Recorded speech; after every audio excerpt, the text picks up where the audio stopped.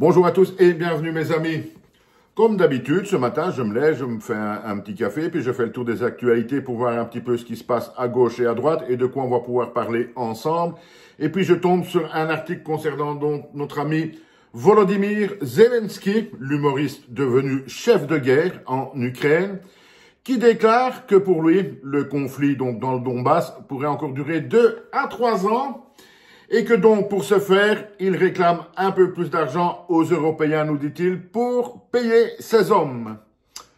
Quand on sait qu'à l'heure actuelle, l'Union européenne lui envoie déjà plus ou moins 1 milliard d'euros par mois, et que là, on parle d'encore un conflit de 2 à 3 ans, on en arrive déjà à une somme de 36 milliards pour payer les hommes de Zelensky. Mais bon Dieu de bon sang, et vous allez me dire si je suis fou, mais c'est quand même pas à nous, Européens, Français, Belges, Hollandais, Allemands et tout ce qu'on veut, à payer de notre poche, parce qu'il n'y a rien à faire, ça va impacter le portefeuille de tout le monde, cette guerre.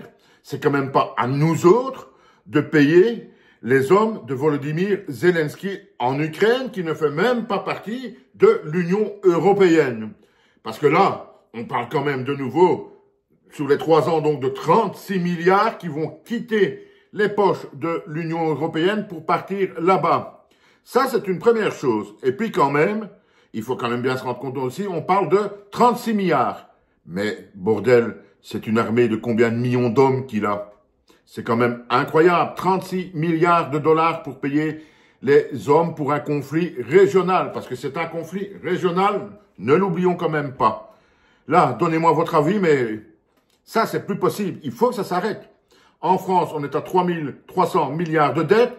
Il y a beaucoup de gens qui ne bouclent plus leur fin de mois. Il y a de plus en plus de gens dans la rue. Et on va donc donner 36 milliards de dollars en 3 ans à Volodymyr Zelensky pour qu'il puisse faire la guerre dans le Donbass.